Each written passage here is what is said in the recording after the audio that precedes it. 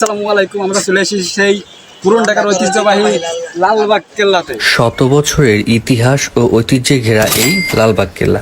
এই লালবাগ কেল্লা নিয়ে হাজার ডকুমেন্টারি ব্লগ তৈরি হলেও এই লালবাগ কেল্লার A to Z কেউ দেখাতে পারেনি। আমি কিছু ইন্টারেস্টিং ফ্যাক্ট এই লালবাগ কেল্লা নিয়ে ও এই লালবাগ কেল্লাতে এই গোপন সুড়ঙ্গতে কেন ঢুকতে দেয় না, কি কি কারণে, এই ফ্যাক্টটাও শেয়ার করব। ও লালবাগ কেল্লায় গেলে আপনারা কার কার সমাধিস্থ দেখতে পারবেন ও এই লালবাগ কেল্লায় কি কি আছে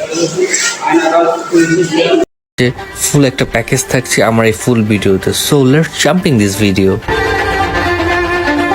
হ্যালো এভরিওয়ান, আসসালামু আলাইকুম। ফাইনালি আমরা চলে এসেছি আমাদের মূল ডেস্টিনেশনে লালবাগ কেল্লায়। আশা করি ভিডিওটা না টেনে ফুল ব্লগটি এনজয় করবেন ও ভালো লাগলে শেয়ার করবেন। এই তো ফাইনালি হচ্ছে আমরা টিকিট কেটে নিলাম, মাত্র 30 টাকা পার পার্সন হচ্ছে এন্ট্রি ফি ঢোকার। এই তো ফাইনালি হচ্ছে আমরা ভিতরে ঢুকে গেলাম 30 টাকা এন্ট্রি ফি দিয়ে।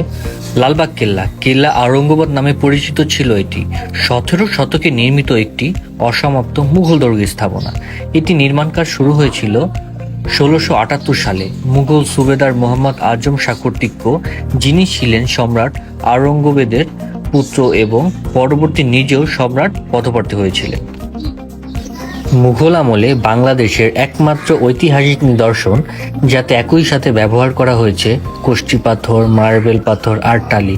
এর সাথে আর কোনো দুর্গতে এত কিছু একসাথে ব্যবহার করা হয়নি এর আগে। 1684 সালে সম্রাট শায়েস্তা খানের কন্যা পূর্বীর মৃত্যুর পরে এটাকে অপয়া বলে মনে করে সম্রাট শায়েস্তা খান এই দুর্গের স্থাপনার কাজ বন্ধ করে দেন। মুঘল আমল সমাপ্ত হওয়ার পর দুর্গটি পরিত্যক্ত অবস্থায় পড়ে থাকে। 1844 সালে আওরঙ্গাবাদ নাম বদলে লালবাগ কেল্লা নামকরণ করা হয়। তখন থেকে এই দুর্গটি লালবাগ কেল্লা নামে পরিচিত হতে শুরু করে। এটি মুঘলদের একমাত্র কেল্লা যা অসমাপ্তভাবে পড়ে রয়েছে 400 বছর ধরে।